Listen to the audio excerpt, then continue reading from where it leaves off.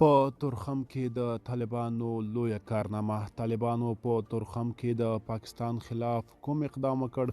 ملګرو که تاسو هم غواړئ پوه شئ ویډیو تر اخره وګورئ او زموږ چینل هم سبسکرایب کړئ. سلام ستړي مه شئ، وخت مو بخیر. په مکړئ د نن ورځې تازه او مهم خبر ته.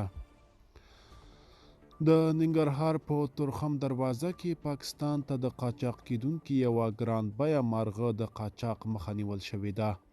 د یاد ولایت د رسنیو دفتر څخه په خپره شوي خبر پاڼه کې راغلي چې د دې ولایت د استخباراتو ریاست منصبینو تورخم دروازه کې یو مارغه چې نږدې 2 میلیونه افغانۍ ارزښت لري پاکستان ته یې د قاچاق مخه نیولې.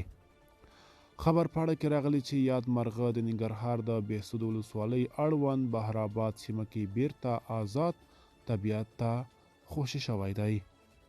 ملګرو دا به زموږ چمتو شوی ویډیو. که تاسو هم د دې ویډیو په اړه څه نظر لرئ موږ سره کمنټ کې شریک کړئ. تر بیا ښه وخت، ښې چارې.